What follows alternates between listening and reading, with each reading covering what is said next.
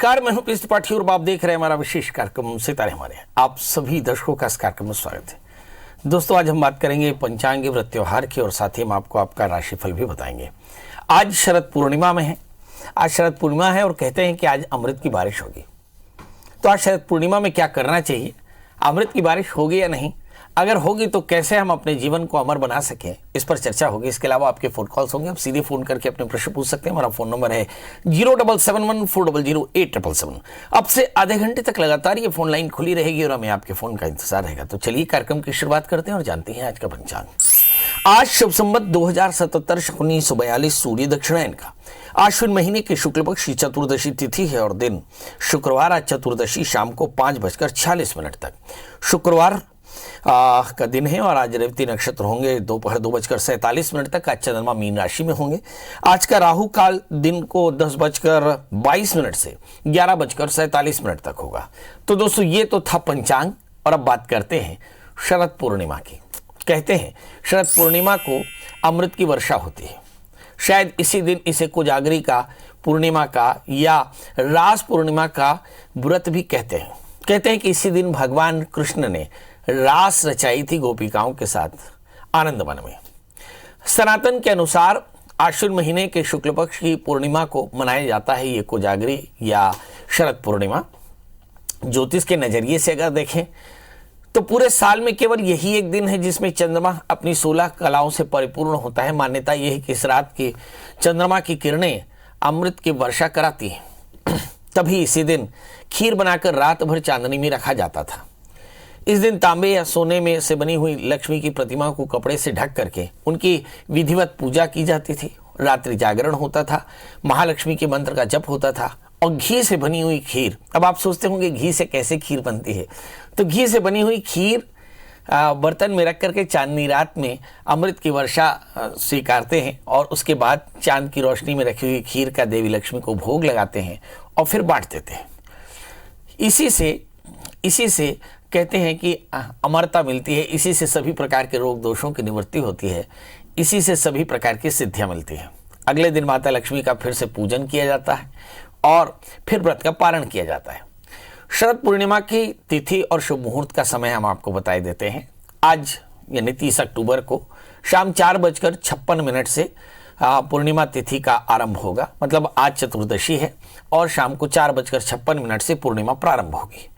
इसके बाद 30 अक्टूबर की शाम 5:46 में 31 अक्टूबर के 5:46 में पूर्णिमा तिथि का समाप्ति 8:19 में। 31 अक्टूबर को 8:19 में शरद पूर्णिमा की पूर्णता होगी।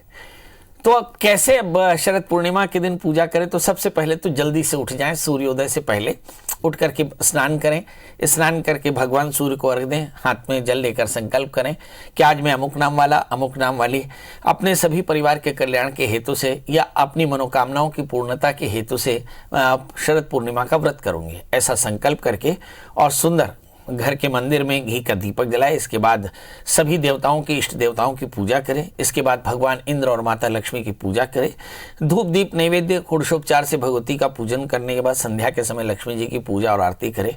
आज चंद्रमा को अर्घ देना चाहिए। कहते हैं पूर्ण चंद्रमा है, पूर्ण चंद्रमा का दर्शन और पूर्ण चंद्रमा को अर्घ देने से सभी प्रकार की मनोकामनाएं पूर्ण होती हैं। इस दिन व्रत करना चाहिए और फिर उसके बाद अगले दिन व्रत का उपवास खोल लेना चाहिए। रात 12 बजे के बाद परिजन खीर के प्रसाद का वितरण करें। मतलब रात भर खीर को चांदनी आकाश में रखें और फिर उसके बाद उसको बांटना चाहिए। शरद पूर्णिमा के दिन खीर कैसे बनाएं? शरद पूर्णिमा के दिन खीर बनाने का विशेष महत्व है। मान्यता है कि इस दिन चंद्रमा अपनी 16 कलाओं के साथ रहता है, इसलिए रात 12 बजे चंद्रमा धरती पर अमृत की बारिश करता है। शरद पूर्णिमा के दिन श्रद्धा भाव से खीर बनाना चाहिए।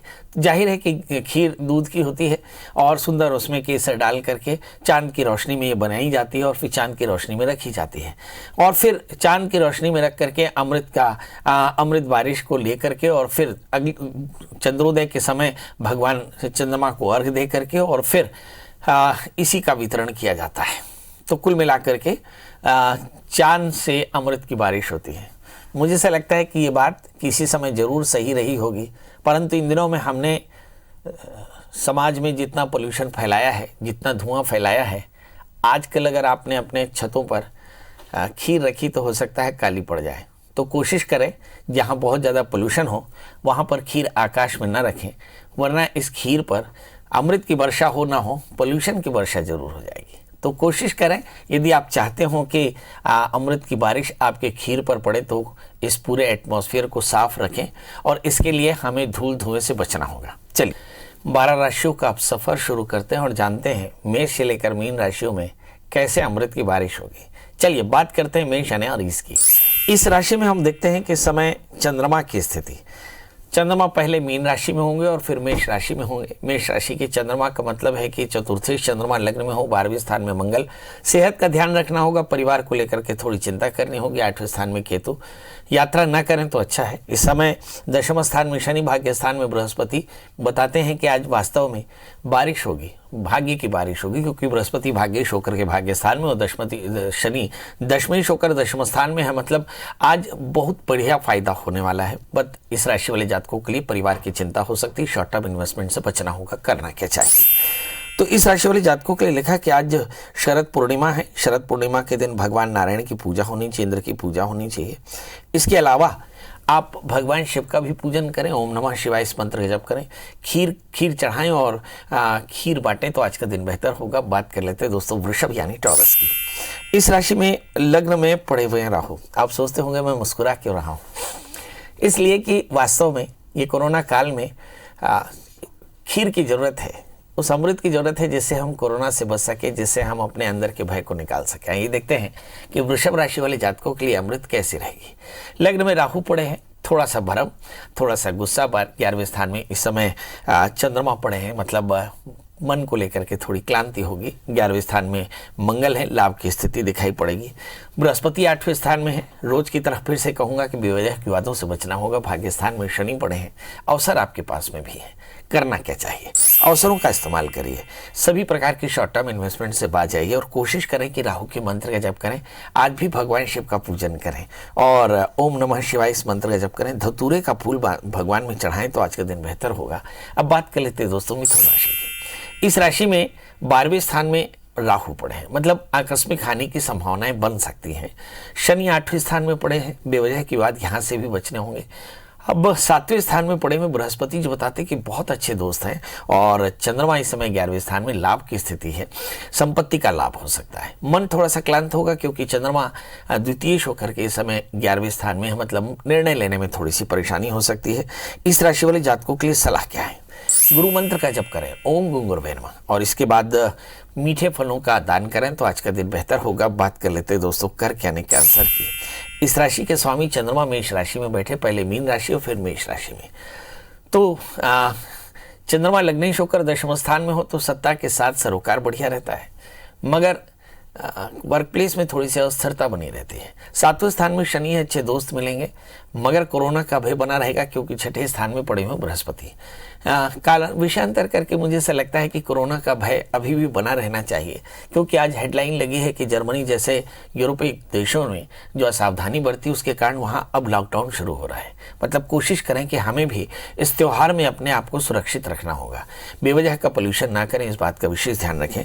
मनोबल आपका बढ़िया रहेगा। 30वें स्थान में शुक्र पड़े हैं, थोड़ी सी इचिंग यानी एलर्जी की परेशानी हो सकती है। सर्दी के साथ ऑर्थोपेडिक पेशेंट थोड़ा सावधान रहें। क्या करें जिससे आज का दिन बेहतर हो, हनुमान जी का दर्शन करें, हनुमान चालीसा का पाठ करें, गुड़ चने का दान करें तो आज का दिन बेहतर होगा। बात कर लेते हैं दोस्तों सिंह राशि की। इस राशि में लग्नेश सूर्य 3रे स्थान में बैठे हैं, दिमाग काफ़ी बैलेंस्ड है और इस राशि में धन स्थान में पड़े हुए शुक्र जो बताते हैं संपत्ति के योग बन सकते हैं। 4थे स्थान में केतु, 10वें स्थान में राहु। वर्क प्लेस में ज़्यादा डिवोशन की जरूरत पड़ेगी। इस समय राहु 10वें स्थान में पड़े हैं, मतलब ज़्यादा सावधान रहना पड़ेगा। भाग्य स्थान में चंद्रमा पड़े, स्थान परिवर्तन के योग है। 8वें स्थान में मंगल है। मुझे ऐसा लगता है कि इस राशि वाले जातकों के लिए संतान को लेकर के चिंता हो सकती है, परिवार को लेकर चिंता हो सकती है। करना क्या चाहिए, तो आज आप भी हनुमान जी का दर्शन कर लें, हनुमान चालीसा का पाठ कर लें, आप भी गुड़ चने का दान करें तो आज का दिन बेहतर होगा। बात कर लेते हैं दोस्तों कन्या राशि की।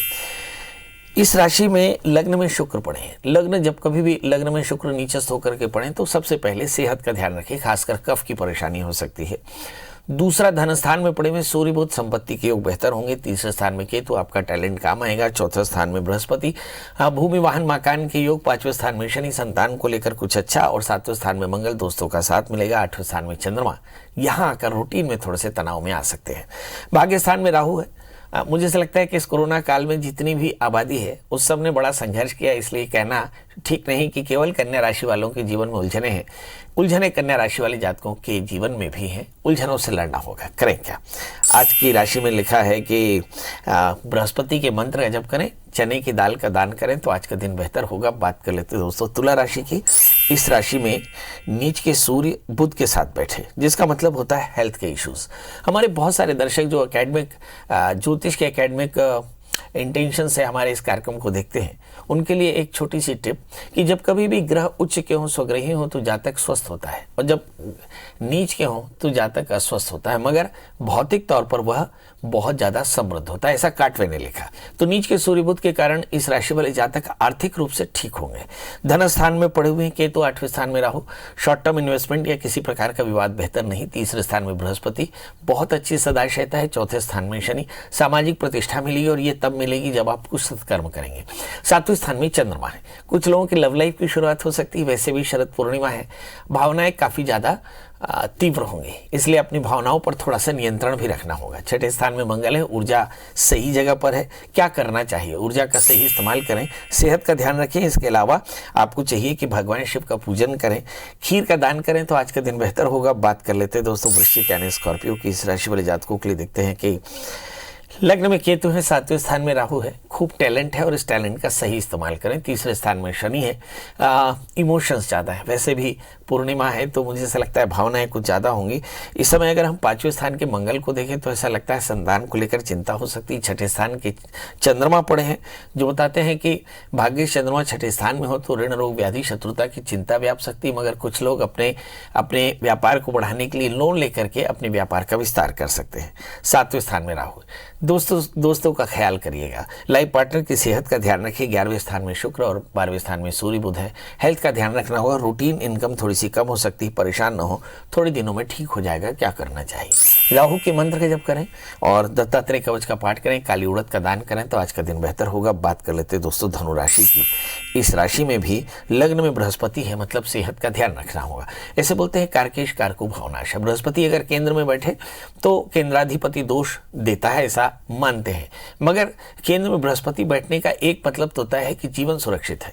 धन स्थान में शनि है जिसका मतलब संपत्ति भी सुरक्षित है। इस समय अगर हम मंगल को देखें चौथे स्थान में तो इज्जत भी सुरक्षित है। इस समय अगर हम छठे स्थान में राहु को देखें तो ऐसा लगता है कि उलझनें फिर भी हो सकती हैं। और 12वें स्थान में केतु बैठे हैं, बेवजह की यात्राएं न करें। 11वें स्थान में सूर्य बुध, लाभ की स्थिति रहेगी। 10वें स्थान में शुक्र है, भाग दौड़ काफी ज्यादा रहेगी। करना क्या चाहिए? तो इस राशि वाले जातकों के लिए चाहिए कि बृहस्पति के मंत्र का ये भी जप कर लें, मीठे फलों का दान करें तो आज का दिन बेहतर होगा। बात कर लेते हैं दोस्तों मकर राशि की। लग्न में शनि है। लग्न से शनि होने के कारण आपके जीवन में सब प्रकार की समृद्धि है।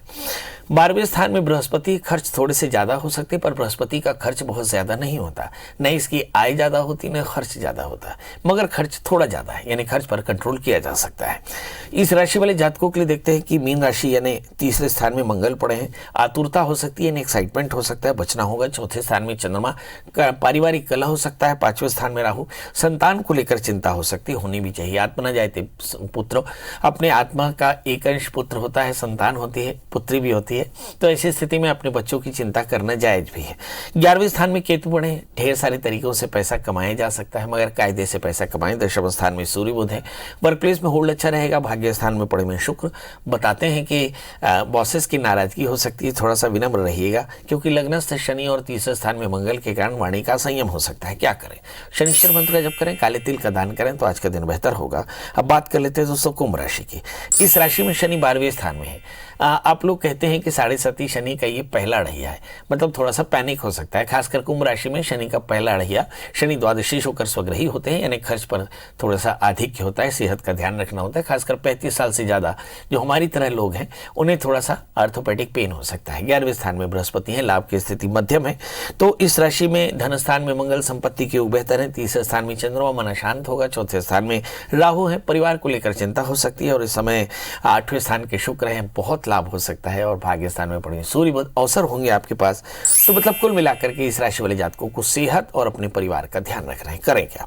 तो इस राशि में चंद्रमा के मंत्र का जप करें, भगवान विष्णु का पूजन करें, खीर का भोग लगाए, बच्चों में बांटे, तो आज का दिन बेहतर होगा। अब बात कर लेते हैं दोस्तों मीन यानी पाइसेस की। इस राशि में ही मंगल पड़े हैं, तो मंगल लग्नस्थ होने के कारण ढेर सारी परेशानियां दूर हो जाती हैं।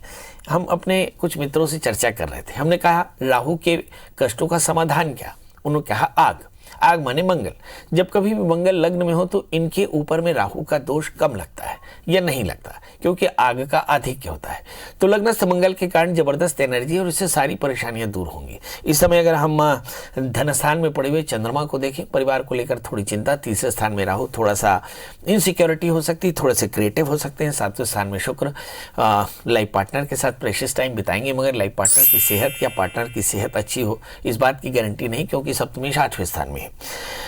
इस समय 9वें स्थान में केतु, 10वें स्थान में बृहस्पति। वर्क प्लेस में परिस्थितियां बेहतर हैं, ढेर सारी यात्राएं, भागदौड़ काफी ज्यादा हो सकती है। यात्राओं से बचना चाहिए, मगर भागदौड़ जरूर करना चाहिए। क्या करें? जल्दी से उठें, सूर्य को अर्घ्य दें, आदित्य हृदय सूत्र का पाठ करें, चीनी का दान करें, तो आज का दिन बेहतर होगा। तो दोस्तों ये तो था मेष से लेकर मीन का। अब हमारे पहले कॉलर जुड़ चुके हैं, धर्मेंद्र जी। धर्मेंद्र जी आपका बहुत बहुत स्वागत है, बताइए क्या जानना चाहते हैं? हेलो सर, पंडित जी प्रणाम। एकदम प्रणाम, बताएं। मैं उज्जैन जिला बड़वानी से बोल रहा हूँ। बहुत बढ़िया, बताइए डेट ऑफ बर्थ, टाइप और प्लेस। मेरी डेट ऑफ बर्थ है 3/5/72 और समय बता दें।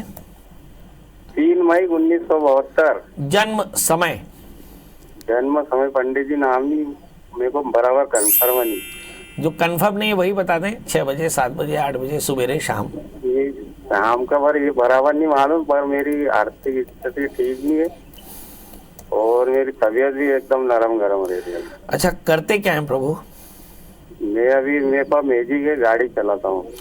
अच्छा, और आपने पढ़ाई क्या की है? मैंने एमए किया हुआ है। बहुत सुंदर, एमए किया हुआ है और सेहत नरम गरम रहती है। पंडित जी कोई उपाय बताएं। जब कभी भी कोई बहुत हार्डवर्क करता है तो कहते हैं उसका मंगल लग्न में होगा। इसका मतलब ये हुआ कि आपका मंगल लग्न में है, और इसका मतलब ये हुआ कि आपके लग्नस्थ मंगल के कारण काफ़ी मेहनत आपको करनी पड़ती है।